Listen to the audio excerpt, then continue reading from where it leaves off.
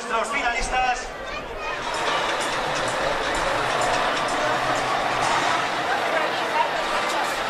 Si alguno de los finalistas deriva el cono azul, tendrá que bajar correctamente.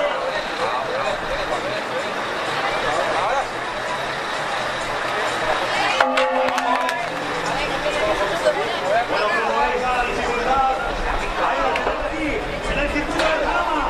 Fuerte, fuerte.